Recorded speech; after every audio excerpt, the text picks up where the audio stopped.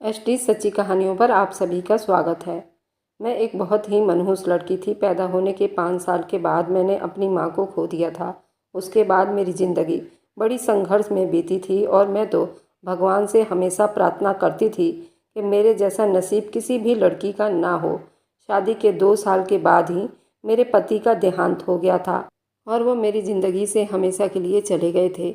मेरी सास ने मेरी शादी अपने छोटे बेटे से करवा दी, जो अभी सिर्फ 15 साल का था। मैंने सोचा कि मेरी शादी तो एक बच्चे से हुई है, लेकिन जब शादी की पहली रात मेरा देवर मेरे कमरे में आया तो उस बच्चे ने तो वो किया जो कोई बड़ा भी ना कर पाए। उस बच्चे ने पूरी रात मेरे साथ वो सब किया जो एक बड़ा मर्द भी नहीं कर सकता। मेरी तो उसने हालत ख़राब कर दी थी। मेरा नाम अनन्या है। मैं बहुत ज़्यादा खूबसूरत थी। मेरी ज़िंदगी में सब कुछ ठीक ठाक था। मुझे ऐसा लगता था ज़िंदगी में कभी कुछ बुरा नहीं होगा, क्योंकि मैंने कभी किसी का कुछ भी बुरा नहीं किया था। लेकिन वही होता है जो किस्मत में लिखा होता है। जब मैं छोटी थी तभी मेरी माँ का देहांत हो गया था। माँ के मरने के बाद मेरे पापा घर में ज़्यादा ध्यान नहीं देते थे और उन्होंने कुछ महीने के बाद दूसरी शादी कर ली। जब मैं 18 साल की हो गई तो मैंने घर के लिए कमाई करना शुरू कर दिया। मैं अब ट्यूशन पढ़ाने लगी थी और घर का भी सारा काम मैं ही करती थी। तो मुझे ये लगता था कि घर की कमाई करने वाली सिर्फ मैं ही हूँ, तो शायद मेरे घर वाले मेरी शादी नहीं करेंगे, क्योंकि एक तो उनको नौकरानी मिली हुई थी, ऊपर से मैं महीने का 15,000 रुपये भी कमा लेती थी, जो कि सौतेली माँ मुझसे ले लिया करती थी। लेकिन फिर भी एक दिन मुझे मेरी सौतेली माँ ने बताया कि तुम्हारे लिए रिश्ता देख लिया है। मैं तो हैरान रह गई। मुझे लगा मजाक कर रहे हैं। वह बोली कि तुम शादी की तैयारी शुरू कर दो, 1 महीने में ही तुम्हारी शादी हो जाएगी। ये सुनकर मैं अंदर से बहुत खुश हुई, क्योंकि मेरी ज़िंदगी का एक नया मोड़ आने वाला था। मैंने तो अपने दिल से ये बात निकाल ही दी थी कि मेरी भी शादी होगी। मुझे तो यही लग रहा था कि मेरी सौतेली माँ कभी मेरी शादी नहीं करवाएंगी।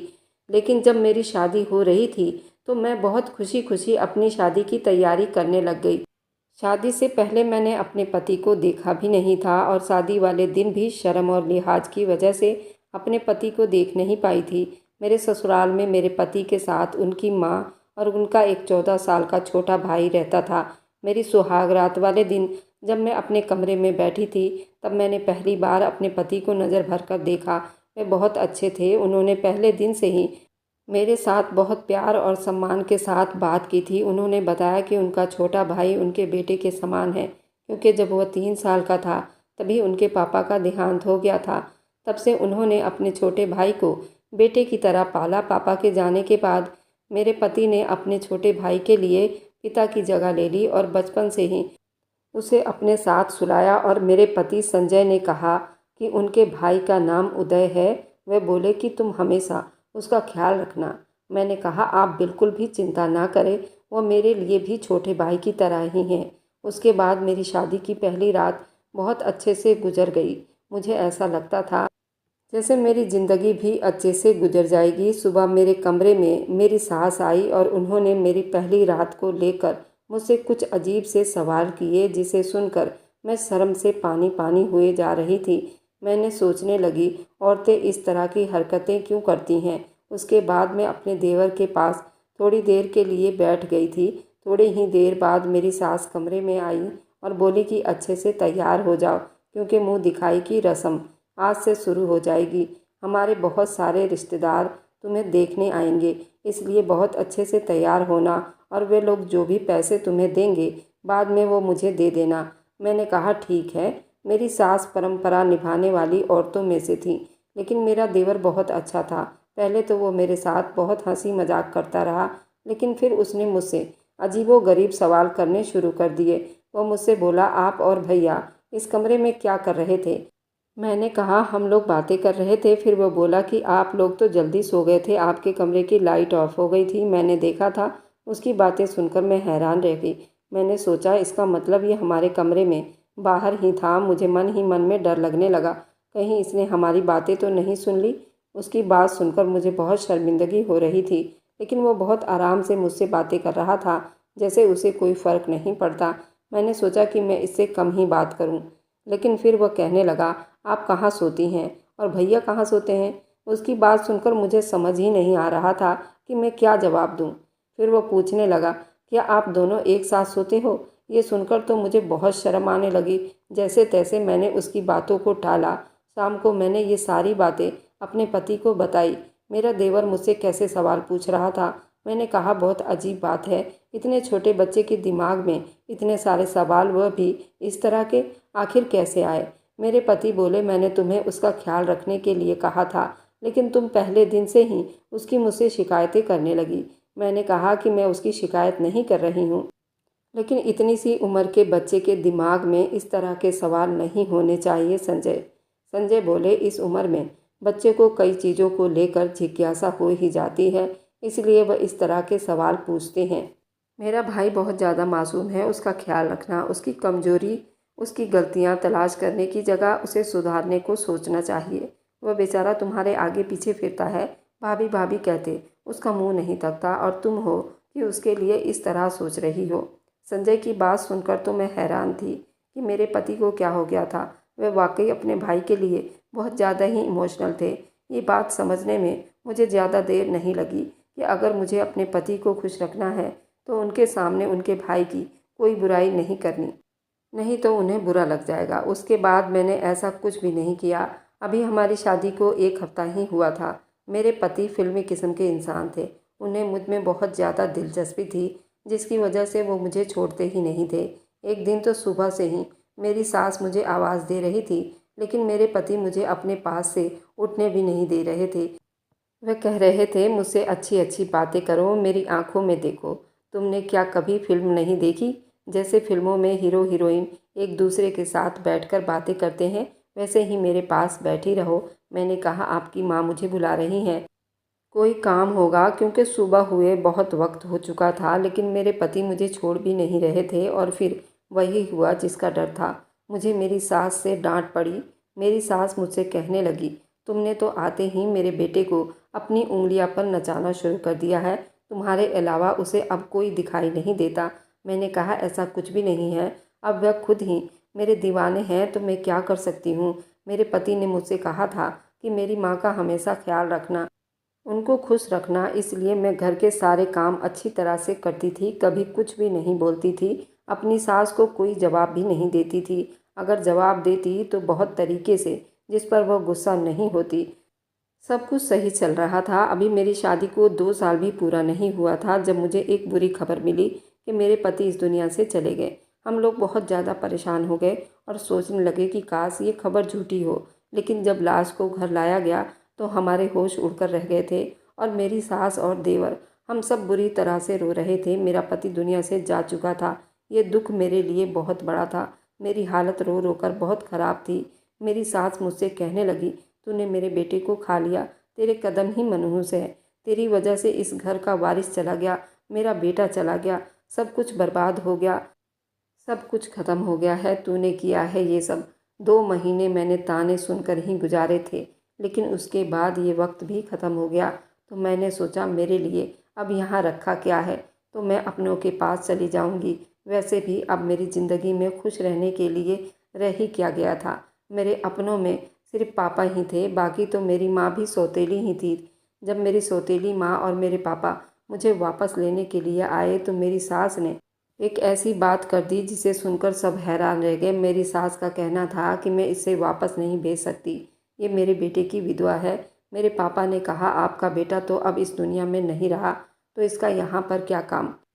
लेकिन मेरी सास का कहना था, इसकी वजह से तो मेरा बेटा गया है, और मेरे घर में अब कोई कमाने वाला भी नहीं है। मेरा अब एक ही बेटा बचा है जो अभी स्कूल में पढ़ता है।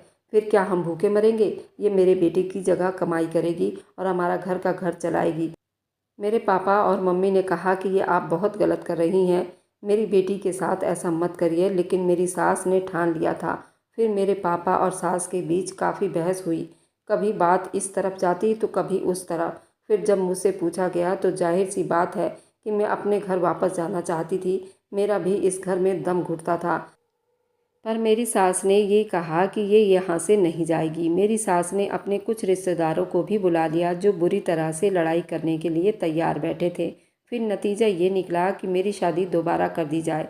तो फिर मैं इस घर में रह सकती हूँ। लेकिन इस घर में एक ही मर्द था, उसके साथ मेरी शादी करने की बात होने लगी। सब ने कहा कि छोटा है तो क्या हुआ, लड़की कौन सी बहुत बड़ी है, इस तरह ये इस घर में रह जाएगी, इसी घर में फिर से बहू बन जाएगी। मैं ये सब कुछ नहीं चाहती थी, लेकिन मेरी सास ने मेरे पापा को इस शादी के लिए तैयार कर लिया।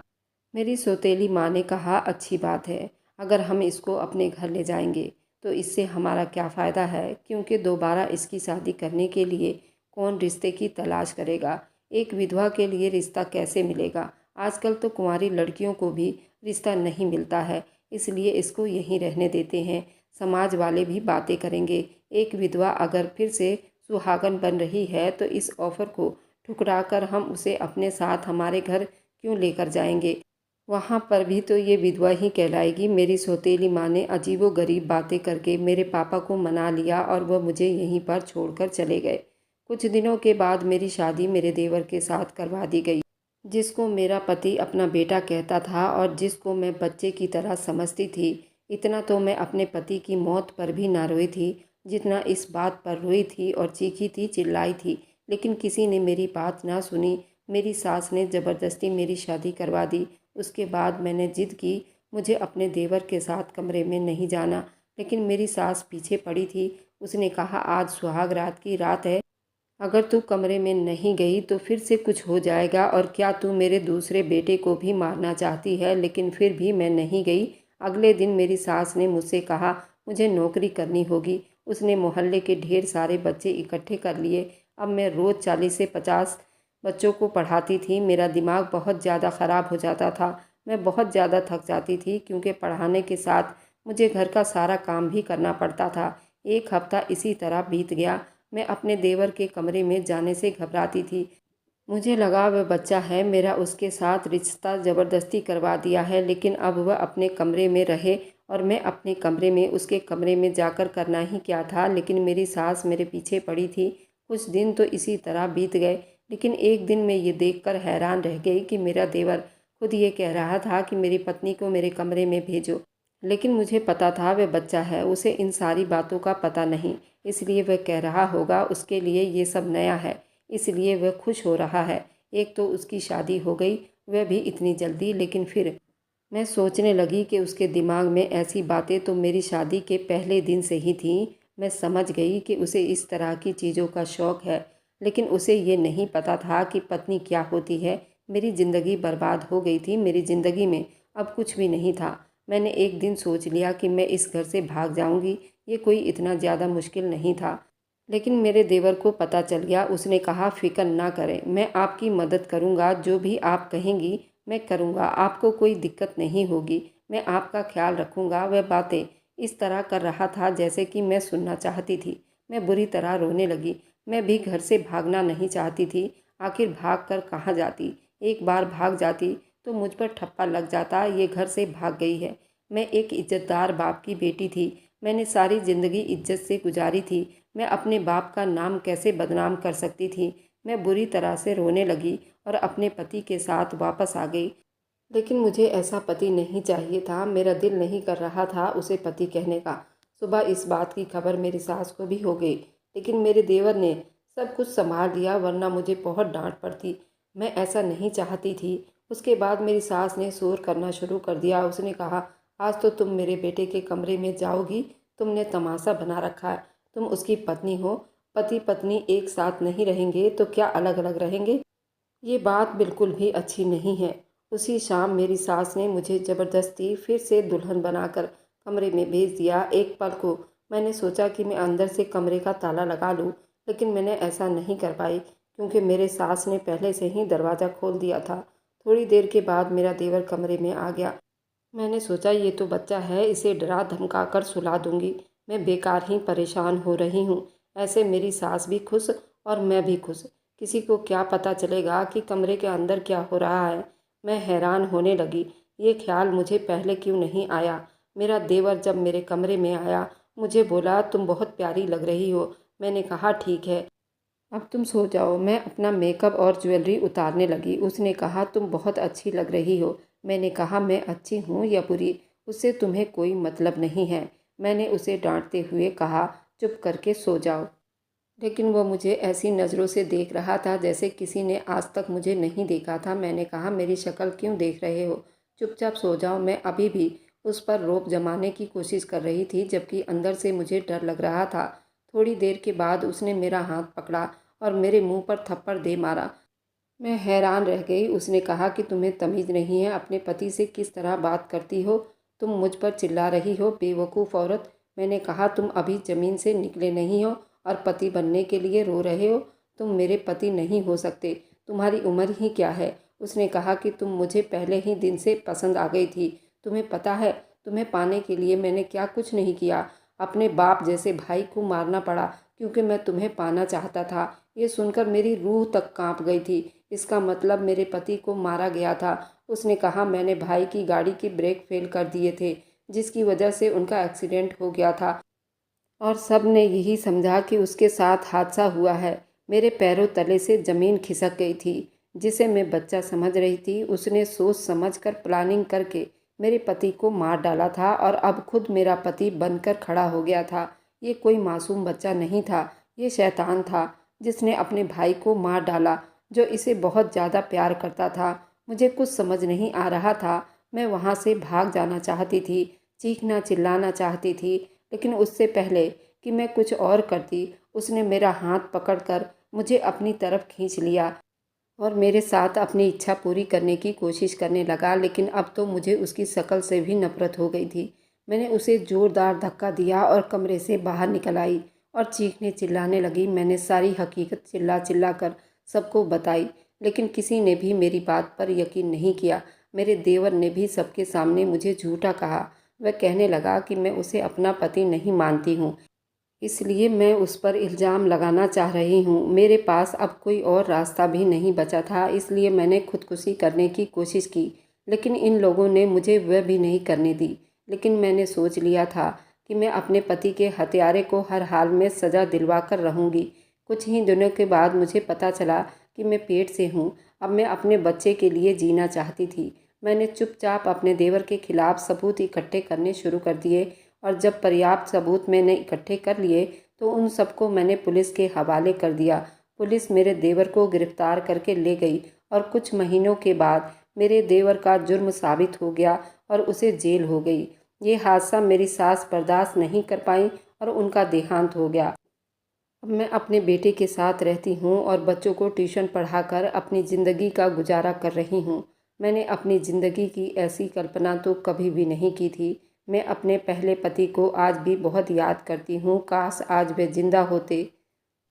वहाँ पर मैं एक 12वीं क्लास के बच्चे को पढ़ाया करती थी, क्योंकि मेरे पढ़ाने की वजह से उसने 10th और 12th फर्स्ट डिवीज़न से पास किया था। उस बच्चे का पिता मुझसे मिलने आया था और वह मेरे पड़ोस में ही रहा करता था और मेरे हालात से अच्छी तरह से वाकिफ़ था। उन्होंने मुझे पैगाम भिजवाया कि मैं उनसे आकर मिलूं। जब मैं उनके घर गई तो मेरा वेलकम उन्होंने बहुत अच्छे तरीके से किया था। वो मेरे हर सिचुएशन को अच्छे से जानते थे। उन्होंने मेरे देवर को पकड़वाने में मेरी बहुत मदद की थी और मुझे उन्होंने ही सलाह दी थी। उन्होंने मुझे बताया था कि तुम ऐसे सबूत इकट्ठा कर सकती हो और मैंने ऐसे ही किया। आखिरकार मैं केस जीत गई थी। वह एक वकील थे, उन्होंने मुझे प्रपोज कर दिया। उन्होंने कहा कि मैं तुमसे शादी करना चाहता हूँ, क्योंकि वकील साहब की पत्नी का भी देहांत काफ़ी साल पहले हो चुके थे और उनके बेटे को भी पढ़ाया करती थी। उन्होंने कहा कि तुमसे अच्छा जीवन साथी मुझे कोई नहीं मिल सकता। उन्होंने कहा कि मेरा बेटा भी तुम्हें बहुत अच्छी तरह से जानता है और तुम्हें पसंद भी करता है। वह तुम्हें माँ के रूप में स्वीकार कर लेगा। अब आप लोग बताइए कि क्या मुझे वकील साहब से शादी कर लेना चाहिए, क्योंकि मुझे अब शादी के नाम से नफ़रत हो गई है और मैं अपने पहले पति से बहुत प्यार करती थी। उन्हीं के नाम पर सारा जीवन बिताना चाहती हूँ और मेरा एक बेटा भी है। क्योंकि वकील साहब ने मेरा बहुत साथ दिया था और मैं ये फ़ैसला नहीं कर पा रही हूँ कि मैं शादी करूँ या नहीं करूँ, तो मैं आप लोगों से निवेदन करती हूँ कि मुझे सही राय दीजिए और मुझे बताइए कि क्या मुझे वकील साहब से शादी कर लेना चाहिए या नहीं। अगर आपको आज की कहानी पसंद आई है तो वीडियो को ज़रूर लाइक कीजिएगा और अपने दोस्तों के साथ शेयर भी कीजिएगा। और हाँ, अगर आपने अभी तक हमारे चैनल को सब्सक्राइब नहीं किया है तो ज़रूर सब्सक्राइब कर लें। मिलते हैं हम अपनी कल की एक नई दिलचस्प कहानी के साथ। मुझ पर सदा अपना प्यार और स्नेह बनाए रखें। सभी को मेरा प्यार भरा नमस्कार दोस्तों।